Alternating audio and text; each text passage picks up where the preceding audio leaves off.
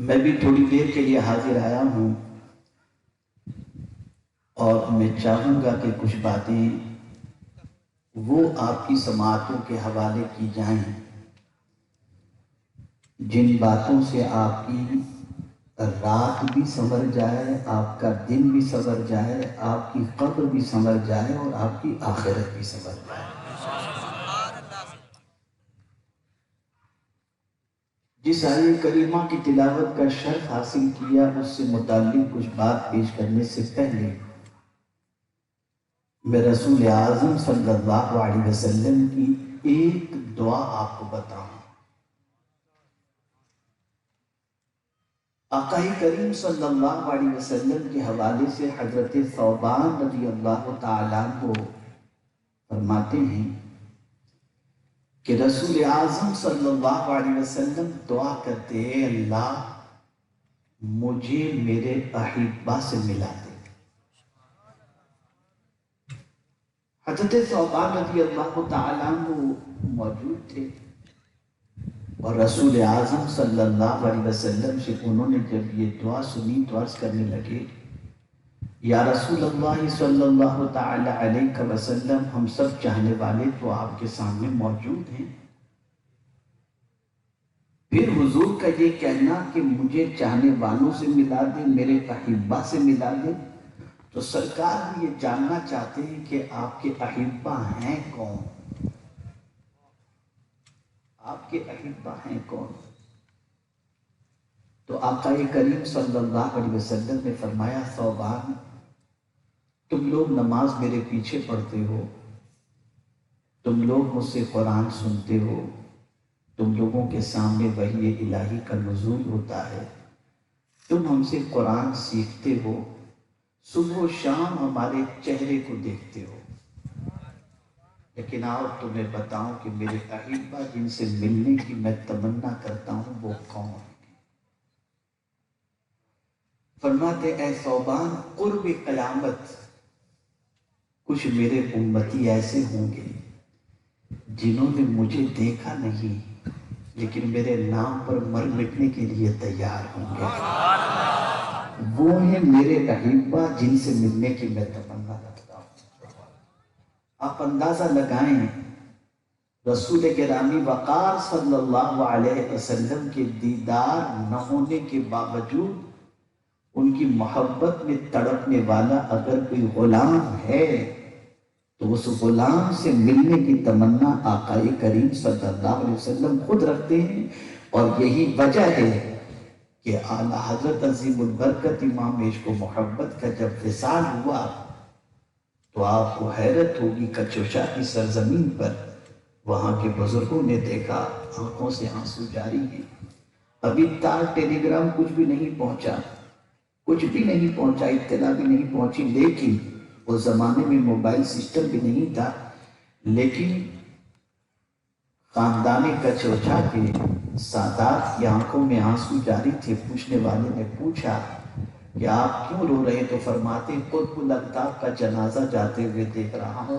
پوچھا قطب الاقطاب کون؟ تو کہا اعلیٰ حضرت رسول اعظم صلی اللہ تعالی علیہ وسلم دوڑے دوڑے امام عشق و محبت کے جنازے کی امام احمد رضا کے استقبال کے لیے تشریف لے جا رہے ہیں۔ یعنی کہنے کا مقصد یہ ہے سرکار اپنے غلاموں سے بے پناہ محبت کرتے ہیں۔ آئیے میں آپ کو سمجھاتا ہوا چلے، حضور صلی اللہ علیہ وسلم سے محبت اور عشق کیوں ضروری ہے؟ اللہ نے بہت ساری چیزوں پہ حسن رکھا، اعمال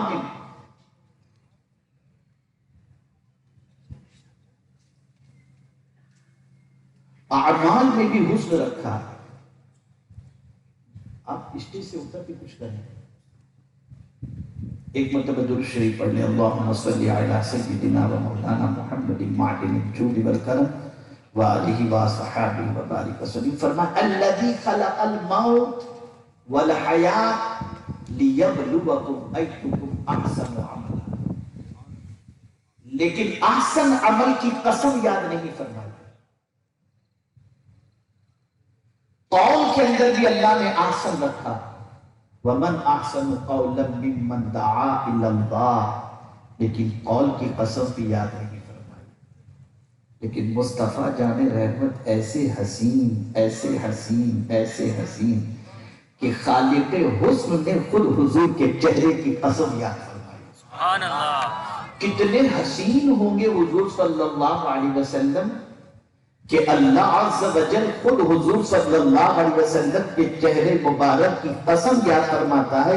فرماتا ہے وَالضُّحَا، چہرے مصطفیٰ صلی اللہ علیہ وسلم کی قسم.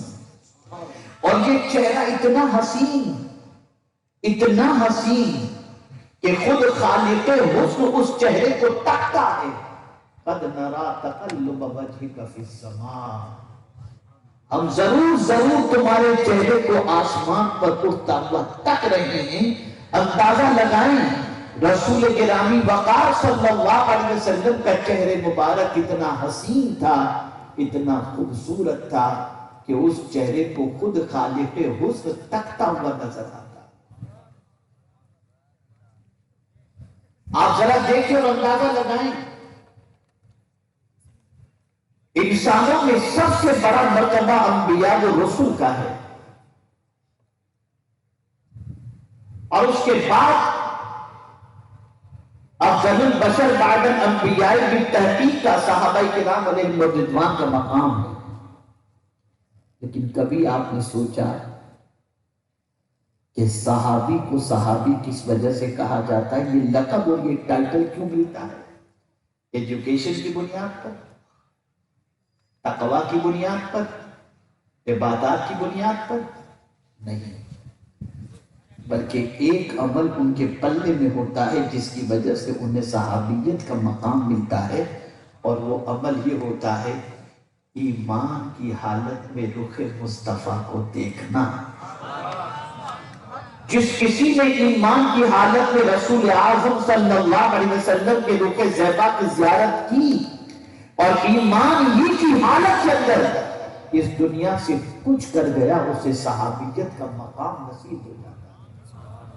اب اگر کوئی پوری زندگی کعبے میں گزار دے، پوری زندگی قرآن کی تلاوت میں گزار دے اور غیر صحابی ہے تو صحابی کے مقام تک وہ نہیں پہنچ سکتا. اور صحابی چاہے ابھی کلمہ پڑھے، حضور کے چہرے مبارک کو دیکھا اور اسی وقت ان کی روح ایمان کی حالت میں پرواز کر گئی، دامن میں بھلے سجدہ بھی نہ ہو لیکن زندگی بھر کا سجدہ گزار اس صحابی کی برابری نہیں کر سکتا، اس لیے کہ اس کے نام اعمال میں روح مصطفیٰ کا دیدار موجود ہے. کتنا عظیم ہے.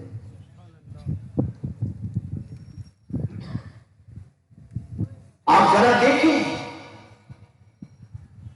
صحابہ کی تمنا کیا تھی، صدیق اکبر کی تمنا کیا تھی. پوچھا گیا صدیق اکبر رضی اللہ تعالیٰ عنہ سے کہ دنیا کی کون سی چیز تمہیں سب سے زیادہ پسند ہے؟ تو فرماتے ہیں النظر الی وجہ رسول اللہ، اللہ کے رسول صلی اللہ علیہ وسلم کو دیکھنا مجھے سب سے زیادہ پسند ہے. میرے پیارے آقا صلی اللہ تعالیٰ علیہ وسلم کے پیارے دیوان محبوب الہی حضرت نظام الدین اولیاء رحمت اللہ تعالیٰ علیہ فرماتے ہیں کہ رسول اعظم صلی اللہ تعالیٰ علیہ وسلم کے دولت قدے کے دروازے کے کھلنے سے پہلے صدیق اکبر رضی اللہ تعالیٰ عنہ دہلیز مصطفیٰ صلی اللہ علیہ وسلم پر اپنے رخسار کو رکھے ہوئے بیٹھے ہوتے. جب صبح دروازہ کھلتا تو سرکار صلی اللہ علیہ وسلم کی پہلی نظر ابو بکر پر پڑتی اور صدیق اکبر کی نظر حضور پر پڑتی.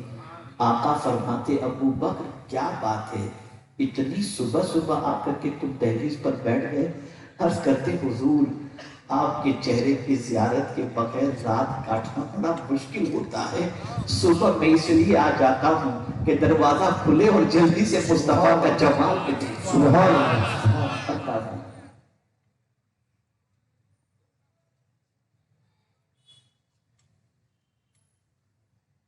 حضرت سودا رضی اللہ تعالیٰ عنہ کا چہرہ اترا ہوا ہے.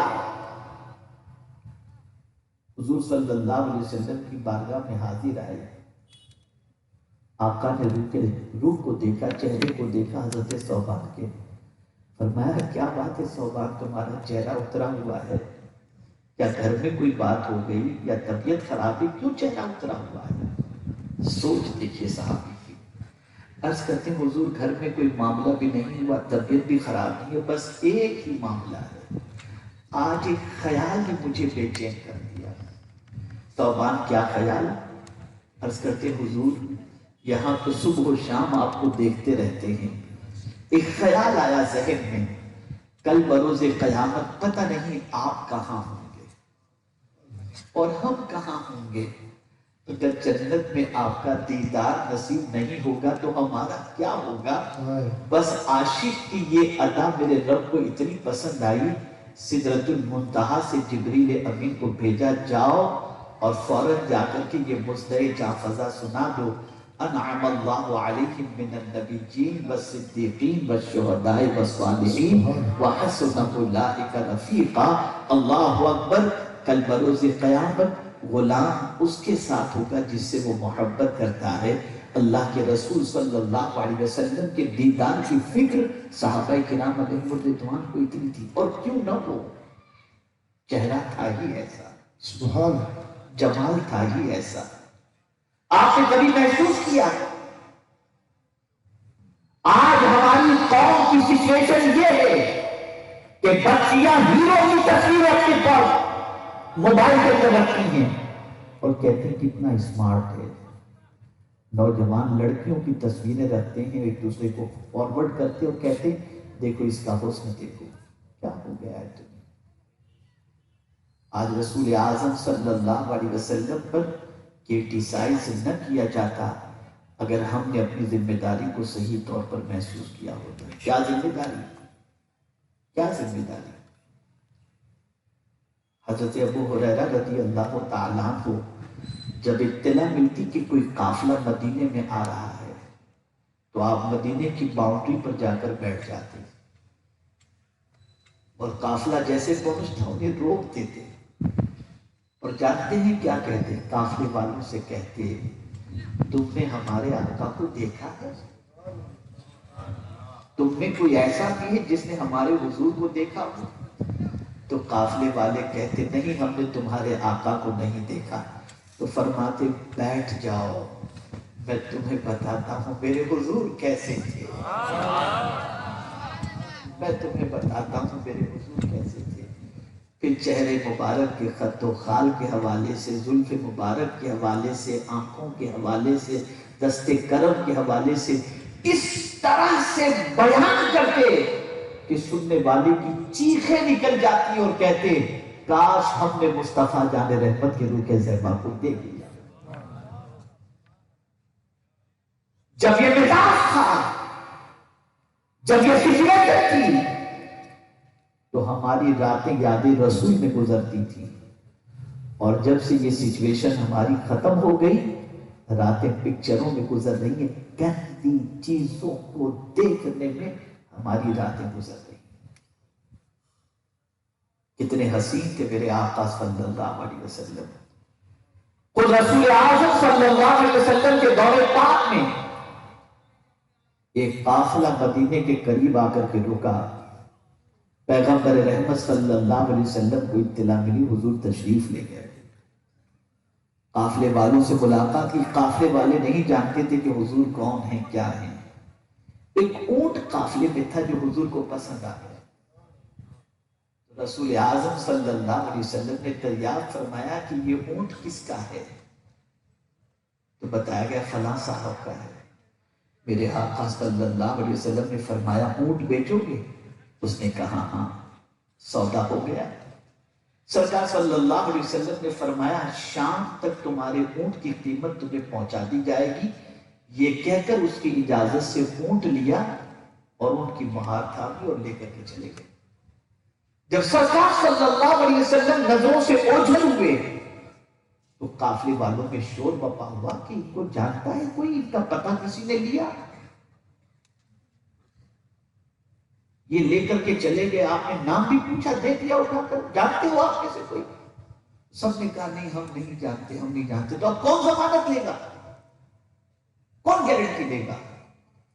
ایک خاتون کھڑی اور اس نے برجستہ کہا میں گارنٹی لیتی ہوں یہ اونٹ لے جانے والا شام تک رقم لوٹا دے گا. لوگوں نے کہا تو جانتی ہے ان کو؟ کہا جانتی نہیں ہوں لیکن میں نے چہرہ دیکھا ہے اور کہا چہرہ بتا رہا تھا کہ وہ سچے ہیں. اندازہ لگائیے یہ میرے مصطفیٰ صلی اللہ علیہ وسلم کے رخ زیبا کی کیفیت. اور اسی رخ زیبا کو دیکھنے کے لیے میرا امام کہتا ہے جان دے دو وعدہ دیدار پر، جان دے دو وعدہ دیدار پر، نقد اپنا دام ہو ہی جائے گا. آپ مجھے بتاؤ اتنے حسین و جمیل رسول اعظم صلی اللہ علیہ وسلم، پھر بھی تم کسی لڑکی کے حسن پر اپنا ایمان فروخت کرتے ہو، پھر بھی تم کسی لڑکی کے حسن میں گرفتار ہو کر کے اپنی آخرت کو تباہ کرتے ہو. ایسے رسول، ایسی عظمت والے رسول کہ قبر میں کسی کا حسن کام نہیں آئے گا. اعلیٰ حضرت کہتے ہیں قبر میں لہرائیں گے تاحشر چشمے نور کے، جلوہ فرما ہوگی جب طلعت رسول اللہ. آپ اندازہ لگائیں حضرت بلال رضی اللہ مولا تبارک و تعالی عنہ جانکنی کے عالم میں جسم سے روح پرواز ہونے کے قریب ہے. بیوی کہتے واہ حزنا، افسوس افسوس. لیکن حضرت بلال مسکرا رہے ہیں، مسکرا رہے ہیں. بیوی نے کہا موت کا تصور طاقتور کو کمزور کر دیتا ہے اور آپ موت کا چہرہ دیکھ کر کے مسکرا رہے ہیں. آپ کو موت سے ڈر نہیں لگتا؟ سن لو غور سے، آپ کو موت سے ڈر نہیں لگتا؟ تو حضرت بلال جواب میں فرماتے نہیں، مجھے تو خوشی ہے، اس لیے کہ موت ہی وہ پل ہے جس سے گزر کر میرے محبوب کا دیدار مجھے نصیب ہوگا. یہ کیفیت آپ ذرا سوچیں اور اندازہ لگائیں. بیت المقدس کی چابی جب مسلم کمانڈر کے حوالے کرنی تھی اور جب اعلان کیا گیا مسلمان کے ہاتھ میں، کمانڈر کے ہاتھ میں بیت المقدس کی چابی دی جائے گی، اس وقت کے یہ عیسائیوں نے یہ پلان بنایا کہ مجاہدین جتنے بھی ہیں سب نوجوان ہیں، ایک کام کیا جائے. جب یہ شہر میں داخل ہو تو جتنی بھی حسینائیں ہیں، جتنی بھی لڑکیاں ہیں خوبصورت، ان کو کنارے پر شہر کے کھڑا کر دیا جائے. جب یہ نوجوان آئیں گے نا تو لڑکیوں پر نظر پڑے گی تو بیت المقدس کو بھول جائیں گے. اسی وقت کمانڈر نے قرآن کی ایک آیت مجاہدین کو سنا دی، قُلْ لِلْمُؤْمِنِينَ يَغُضُّوا مِنْ أَبْصَارِهِمْ. میرے محبوب فرما دیجئے مومنوں سے کہ اپنی نگاہوں کو نیچی رکھیں.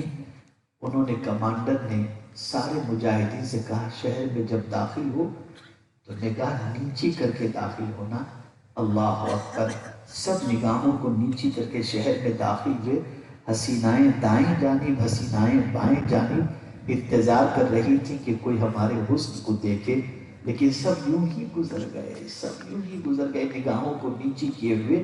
جب آخری مجاہد باقی رہا ایک لڑکی سے برداشت نہ ہوا اور اس نے برجستہ کہا پتہ نہیں ان کی نگاہوں میں کس کا حسن سمایا ہوا ہے کہ ہماری طرف نگاہ اٹھا کر دیکھتے بھی نہیں.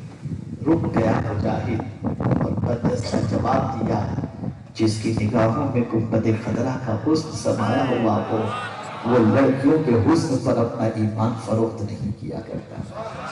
تب ہم کامیاب تھے، تب ہم کامیاب تھے. جب ہماری سچویشن یہ ہوئی صبح پکچر، شام پکچر، ادھر تاکنا، ادھر جھانکنا، ادھر آوارگی، ادھر آواز مارنا، ادھر منہ مارنا، تو آج ہمارا حال یہ ہو گیا ہم کہیں کے نہیں رہ گئے، کہیں کے نہیں رہ گئے. وہ رسول صلی اللہ علیہ وسلم جن کے چہرے مبارک کی قسم قرآن یاد فرمائے، جن کے چہرے کو خدا تک رہا ہو، کبھی آپ کے دل میں یہ خیال آیا کہ چلو ایک رات ایسی بھی ہم گزاریں جس میں کثرت سے حضور پر درود پڑھیں تاکہ جس کا کلمہ پڑھ رہے ہیں وہ رسول ہمیں نظر آ جائے؟ کوئی رات آپ کی زندگی میں شاید ایسی نہیں آئی۔ اسی لیے آنکھوں کے مقصد کو سرکار حضور مفتی اعظم ہند علیہ رحمت اللہ بیان کرتے ہوئے نظر آتے ہیں، کچھ ایسا کر دے میرے کردگار آنکھوں میں، ہمیشہ نقش رہے روئے یار آنکھوں میں، اور خدا کی قسم تمنا ہو تو ایسی تمنا، اور آنکھ اسی لیے اللہ نے عطا فرمائی ہے کہ اسی تمنا کے ساتھ آدمی جیے۔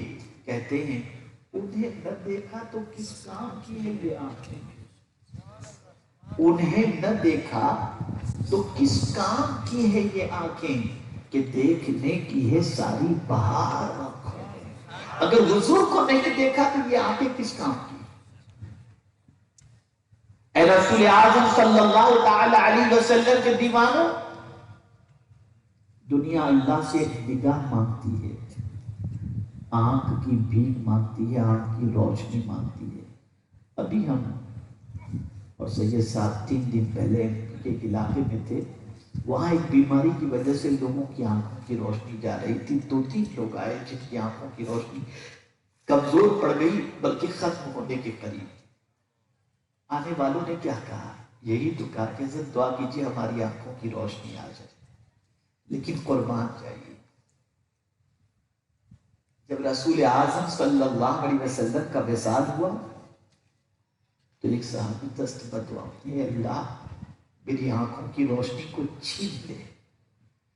دنیا روشنی کی بھیک مانگتی ہے اور یہ اللہ کی بارگاہ میں آنکھوں کے نور کے چلے جانے کی دعا کرتے ہیں، مولا مجھے نابینا کر دے، میرے آنکھوں کی روشنی چھین لے۔ پوچھنے والے نے پوچھا کیوں آنکھوں کی روشنی کے چھیننے کی دعا کرتے ہو، نابینا ہونے کی کیوں دعا کرتے ہو؟ جب آپ نے فرماتے ہیں کہ بس تمنا ایک ہی ہے، حضور کے بعد اب کوئی میری نگاہوں میں نہ جچے نہ جچ سکتا ہے، حضور میری نگاہوں میں جچ بس گئے ہیں، بس چاہتا ہوں کہ حضور ہی کے دیدار کے اندر میری زندگی کی ساعتیں تمام ہو جائیں۔ اب سنو، جب کسی کی نگاہ آوارہ بنتی ہے اور راہ چلتی ہوئی کسی غیر محرم لڑکی کو یا گندی چیزوں کو یا غیر محرم کو وہ دیکھتا ہے، سب سے پہلے جو اس کو تکلیف ہوتی ہے وہ یہ ہے اس کے دل سے نور نکل جاتا ہے، اور ایسی آنکھ جو حرام کی ہوئی چیزوں کو دیکھتی ہو، فرمایا گیا کل بروز قیامت اس کی آنکھ میں جہنم کی آگ کی سلاخیں ڈالی جائیں۔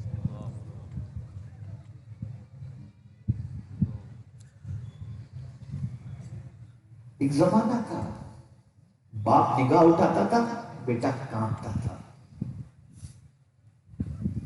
باپ آنکھ دکھاتا تھا بیٹا بیٹھ جاتا تھا۔ آج باپ کی آنکھوں میں اثر نہیں رہ گیا، نہیں رہ گیا۔ کیوں؟ یہ آنکھیں جب گناہوں سے محفوظ ہوتی ہیں تو آنکھوں میں اللہ تاثیر پیدا کرتا ہے۔ یہی وجہ ہے کہ قرآن نے کہا اتقوا بفراست المؤمن فإنه ينظر بنور اللہ تعالی، مومن کی فراست سے بچو، ڈرو کہ وہ اللہ کے نور سے دیکھتا ہے۔ بڑا دعویٰ کرتے ہیں غوث پاک کی محبت کا، کبھی آپ نے سوچا کہ غوث پاک رضی اللہ المولا تبارک و تعالی عنہ کی والدہ کا رشتہ غوث پاک کے والد سے جب ہوا تو ان کے والد کو کیا کہا گیا تھا؟ یہی تو کہا گیا تھا نا، میری بیٹی آنکھ سے نابینا، میری بیٹی ہاتھ اور پیر سے معذور ہے، یہی تو کہا گیا تھا۔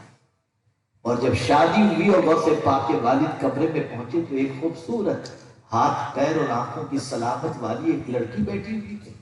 گھبرا کے باہر نکلے، اپنے سسر سے کہا کہ آپ نے تو یہ کہا تھا، لیکن میں تو صحیح و سالم ایک لڑکی کو دیکھ رہا ہوں، نہ نابینا ہے نہ ہاتھ پیر سے معذور ہے۔ فرمایا تھا میں نے جو کہا تھا کہ میری بچی ہاتھ پیر اور نگاہ سے معذور ہے، اس کی وجہ یہ تھی کہ میری بیٹی نے کبھی آنکھوں سے کسی غیر محرم کو نہیں دیکھا، ہاتھ سے کبھی کوئی گناہ نہیں کیا، پیر سے کوئی گناہ نہیں کیا۔ جب مائیں ایسی ہوتی ہیں تو بیٹا غوث اعظم پیدا ہوتا ہے، اور جس ماں کا عادت یہ ہو کہ بچہ بلک رہا ہو، سیریل مس نہ ہو، بچہ دودھ سے تڑپ رہا ہو اور ماں کو اس کا احساس نہ ہو، ایسی ماؤں کے بطن سے ڈانسر تو پیدا ہو سکتے ہیں، اللہ کا کوئی نیک بندہ پیدا نہیں ہو سکتا۔ نوجوانوں، بہت بڑی ذمہ داری ہے تمہاری، بہت بڑی ذمہ داری۔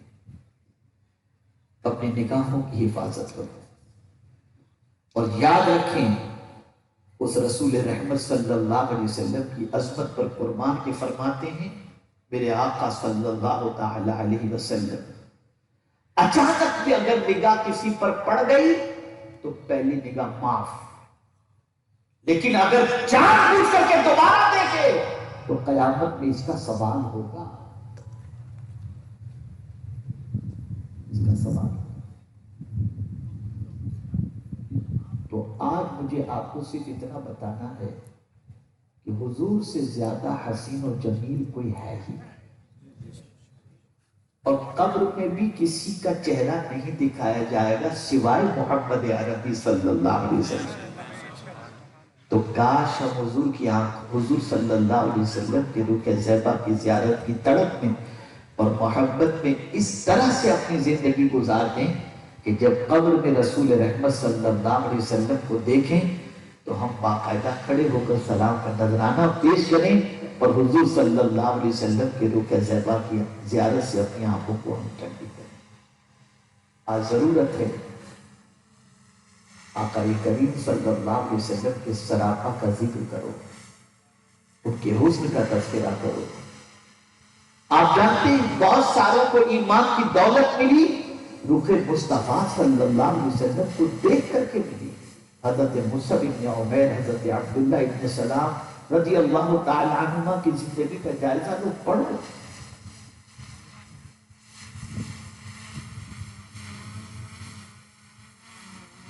اے رسول اعظم صلی اللہ تعالی علیہ وسلم کے دیوانوں، یہ جو دل آج بے چین ہے، بے قرار ہے، نگاہوں کی خرابی کی وجہ سے۔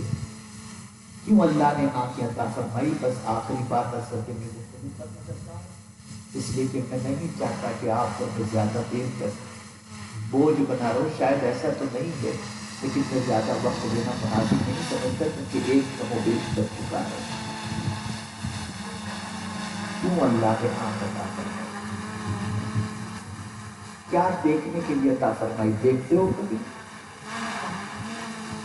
کبھی دیکھتے ہو؟ آقا کریم صلی اللہ علیہ وسلم نے فرمایا النظر الی الکعبۃ عبادۃ، کعبے کو دیکھنا عبادت ہے۔ یہ آنکھ اللہ نے کعبہ دیکھنے کے لیے، ماں باپ کے چہرے کو محبت و شفقت کے ساتھ دیکھنا عبادت ہے، بلکہ ایک نظر کسی نے محبت سے ماں باپ کے چہرے پر ڈال دی، اسے ایک حج مبرور کا ثواب اللہ عطا فرماتا۔ آج کا بچہ ماں باپ کو دیکھتے کہ پتہ نہیں یہ کہاں سے ڈر کرنے کے لیے آ گئے۔ ماں باپ کے چہرے کو محبت سے دیکھنے پر ایک حج مبرور کا ثواب۔ النظر الی العلماء عبادۃ، علماء کے چہرے کو دیکھنا عبادت ہے۔ النظر الی القرآن عبادۃ، قرآن کو دیکھنا عبادت ہے، اور اسی کے ساتھ ساتھ آب زمزم میں دیکھنا بھی عبادت ہے۔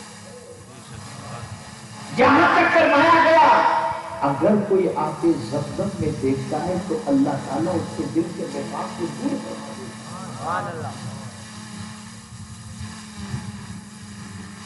جو دیکھنا چاہیے وہ نہیں دیکھ رہے تھے، اور جو نہیں دیکھنا چاہیے وہ سب کچھ آج کا مسلمان دیکھ رہا ہے۔ آپ آئے ہیں اپنے نبی کی محبت میں آئے ہیں، رسول اعظم صلی اللہ علیہ وسلم کی الفت میں آئے ہیں۔ یاد رکھو اور اچھی طریقے سے یاد رکھو، آدمی کو جس سے محبت ہوتی ہے اس کو دیکھنے کی تمنا بھی ہوتی ہے۔ سچی محبت کی علامت ایک یہ بھی ہے کہ رسول اعظم صلی اللہ علیہ وسلم کے دیکھنے کی تڑپ اپنے اندر پیدا کرو۔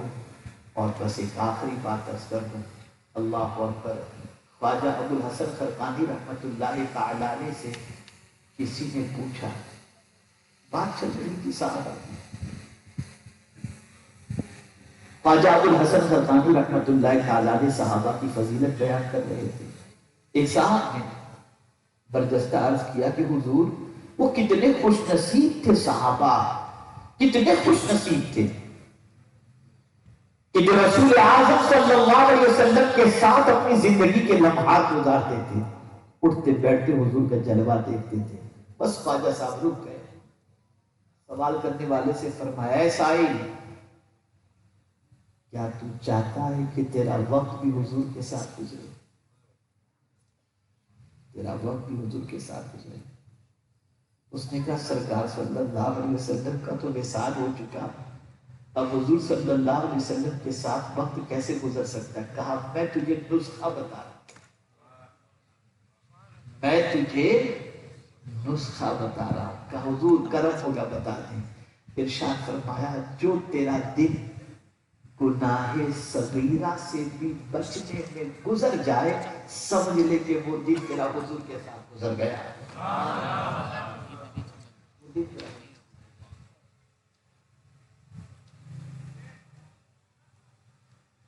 یہ جلسے جو منعقد کیے جاتے ہیں تفریح تباہ کے لیے نہیں، بھیڑ بھاڑ کے لیے نہیں، سننے سنانے کے لیے نہیں، بلکہ جس طرح سے آج ہر چیز کے مقصد کو مسلمان بھول گیا۔ نماز کا مقصد نہیں معلوم، پڑھ کر کے بھی بیرا روی کا شکار، روزے کا مقصد نہیں معلوم، ایک مہینہ روزہ رکھنے کے بعد پھر ٹیڑھا بن گیا، حج کا مقصد نہیں معلوم، حج کر کے آنے کے بعد پھر ایسی زندگی ہو گئی، زکوٰۃ کا مقصد نہیں معلوم، اس طریقے سے زندگی گزر رہی ہے کہ جس کی کوئی انتہا نہیں۔ ایسے ہی جلسے میں آنے کا مقصد بھی نہیں معلوم۔ آپ سے میں سوال کروں، کس نیت سے آپ یہاں پر آئے؟ کیا مقصد ہے آپ کا؟ شاید ہی کوئی ایسا بندہ مجھے ملے جو یہ کہہ دے کہ میں اس نیت سے یہاں پر آیا کہ کچھ حضور کی باتیں سن کر اپنے سینے کو حضور کی محبت سے لبریز کر دوں۔ شاید کوئی ایسا اس نیت سے آیا ہو کہ میں جلسے میں جاؤں اور اللہ عز و جل اور اس کے رسول صلی اللہ علیہ وسلم کی تعلیمات پر جو سنو اس پر عمل کرنے کا جذبہ پیدا ہوا۔ ایسے بہت کم، اس لیے آتے ہیں کورے چلے جاتے ہیں۔ تمہیں کیا خبر کہ یہ جو محفلیں ہیں نا، ان محفلوں کا ادب بھی کتنا ضروری معلوم۔ ہمیشہ ذکر الہی اور ذکر رسول صلی اللہ علیہ وسلم کی محفل میں باوضو آیا کرو۔ شاید جب کہتا ہے کہ حضور اس بزم میں تشریف لائیں کہ اس طریقے کی بات ہوتی ہے تو آدمی خوش ہو جاتا ہے، لیکن آپ ذرا سوچو، کوئی ناپاک ہے، کوئی بے وضو ہے بیٹھا ہوا۔ یہ محفلیں وہ ہیں کہ اللہ کے کچھ معصوم فرشتے اسی کام کے لیے مقرر ہیں کہ زمین پر جہاں اللہ اور اس کے رسول کے ذکر پاک کی محفل ہو، اس محفل کے اندر شریک ہوں، تو وہ فرشتے ایسی محفل تلاش کرتے ہیں جہاں اللہ اور اس کے رسول کا ذکر ہوتا ہے، اور جب وہ ذکر والی محفل ملتی ہے تو آ کر کے بیٹھ جاتے ہیں۔ آپ کو ہم کو نظر نہیں آتے، اور ان کو بھی کہاں سے نظر آتے ہیں جو معاذ اللہ حضور کو اپنے جیسا بشر کیا آتے ہیں نظر۔ میں آپ کو ایک واقعہ حضور کا سناؤں۔ حضرت خزرج رضی اللہ تعالیٰ عنہ ارشاد فرماتے ہیں، ایک تو قبیلہ ہے اوس و خزرج، اور ایک صحابی کا نام ہے حضرت خزرج رضی اللہ تعالیٰ۔ فرماتے ہیں ایک صحابی کا انتقال ہوا، اور بات میرے آقا کی رحمت صلی اللہ علیہ وسلم۔ ایک صحابی کا انتقال ہوا، صحابی جاں کنی کے عالم میں تھے، تو سرکار صلی اللہ علیہ وسلم تشریف لائے تو حضور صلی اللہ علیہ وسلم نے دیکھا کہ حضرت اسرائیل سامنے کھڑے ہیں، تو حضرت اسرائیل سے فرماتے ہیں اے اسرائیل یہ میرا غلام ہے، ذرا نرمی سے روح قبض کرنا۔ اللہ اکبر، یہ میرا غلام ہے، ذرا نرمی سے روح قبض کرنا۔ میں پوچھنا چاہتا ہوں جو لوگ معاذ اللہ نبی کو اپنے جیسا بشر کہتے ہیں، اسرائیل علیہ السلام کو دیکھنے کے بعد کیا کیفیت ان کی ہوتی ہے؟ یہ تو میرے مصطفیٰ کی شان ہے، یہ شان ہے آقا کریم صلی اللہ علیہ وسلم۔ جب فرمایا اے اسرائیل یہ میرا غلام ہے، ذرا نرمی سے روح قبض کرنا، تو عرض کرتے حضور یہ ایک غلام کی بات کیا آپ کرتے ہیں سرکار، آپ کے جتنے غلام ہیں سب کی روح میں نرمی ہی سے قبض کروں۔ پہلے غلام،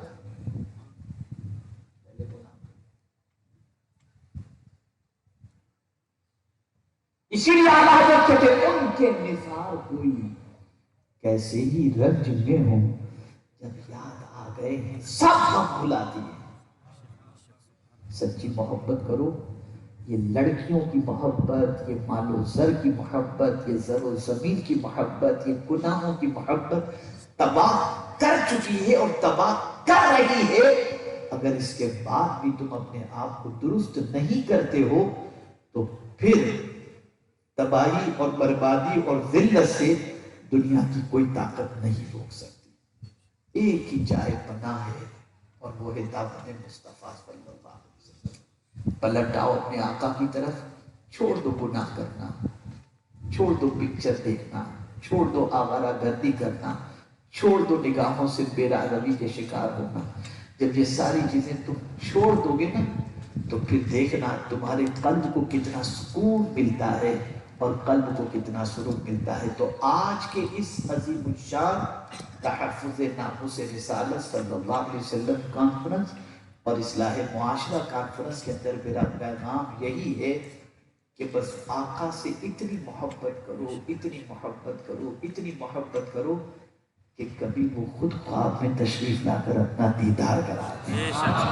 کبھی خواب میں تشریف لا کر، اس کے لیے شرط ہے کہ بس پڑھو قرآن، پڑھو رسول اعظم صلی اللہ علیہ وسلم کی سیرت، اور دوسری چیز یہ ہے کہ بیٹھ کر کے آپس میں کسی کو ہیرو ہیروئن کی فوٹوز نہ بھیجو، نہ اپنے موبائل میں یہ رکھو، گنبد خضرا رکھو، آقا کریم صلی اللہ تعالی علیہ وسلم کی نالین پاک کی تصویر رکھو، اور دیکھتے رہو، درود شریف پڑھتے رہو، درود شریف پڑھتے رہو، درود شریف پڑھتے رہو۔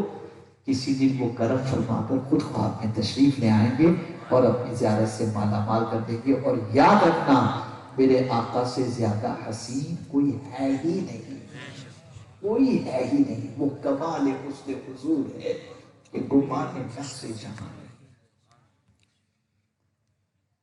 تو یہی میرا پیغام ہے۔ میں سید صاحب کی طرف ولولہ انگیز خطاب اور جوشیلا خطاب تو نہیں کر سکتا، بس یہ چند باتیں مجھے عرض کرنی تھی۔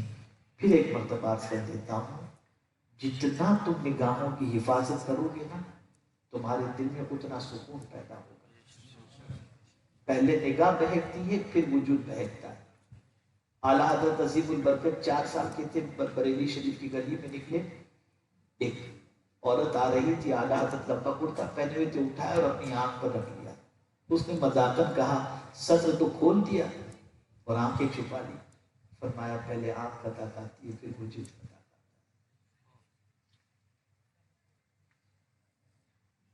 سرکار سے محبت کرو، ملو تو اپنے آقا کا تذکرہ کرو۔ میرے آقا ایسے تھے، میرے آقا کی شان اتنی نرالی تھی، میرے آقا کی عظمت یہ ہے۔ میرے آقا کی قسم قرآن میں یاد فرمائی گئی، عمر کی قسم، ہاتھ مبارک کی قسم، پیر مبارک کی قسم، چہرے مبارک کی قسم، قدم کی قسم، یہ اللہ نے خود قرآن مقدس میں یاد فرمایا۔ ایسے تھے میرے آقا صلی اللہ علیہ وسلم۔ تو لوگوں کے دلوں میں حضور کی محبت پیدا ہوگی۔ جب لڑکیوں کی تصویریں ایک دوسرے کو فارورڈ کریں گے نا تو کچھ نہیں ہو سکتا۔ اب ایک آخری بات اور وہ یہ ہے کہ ایک سسٹم شروع کرو، وہ سسٹم یہ ہے، ہر شب جمعہ اپنے گھر میں مرد و خواتین و بچے، گھر کے جتنے بھی ہیں، 10 منٹ 5 منٹ 15 منٹ جتنی اللہ توفیق دے، وضو کر کے رات کو بیٹھو اور سب مل کر حضور پر درود پڑھو. گھر کے سب بچے بھی بیٹھ کے پڑھیں، مرد بھی بیٹھ کے پڑھیں، عورتیں بھی پڑھیں، سب بیٹھ کر حضور پر درود پڑھو. اس لیے کہ جب حضور صلی اللہ علیہ وسلم پر درود پڑھو گے نا تو کنیکشن حضور سے جڑ جائے گا، کنیکشن حضور سے جڑ جائے گا. اور جس گھر میں رسول اعظم صلی اللہ علیہ وسلم پر درود پڑھا جاتا ہو، اس گھر سے اللہ فقر و فاقے کو بھی دور فرما دیتا ہے اور رحمتوں کو نازل بھی فرما دیتا ہے. تو بہت زیادہ شکوہ شکایت اور بہت زیادہ یہ ہو رہا ہے، وہ ہو رہا ہے، وہ ہو رہا ہے، جو ہونا ہے، ہمیں کرنا کیا ہے؟ ہم یہ تو کر سکتے ہیں، تو اتنا کریں. آپ دیکھیں انشاءاللہ اس کی برکت اللہ کی عطا فرمائے گا. اللہ تعالیٰ آقائے کریم صلی اللہ علیہ وسلم کے صدق و طفیل مجھے آپ کو سب کو رسول رحمت صلی اللہ علیہ وسلم کی سچی محبت عطا فرمائے، اور آقائے کریم صلی اللہ علیہ وسلم کی یاد میں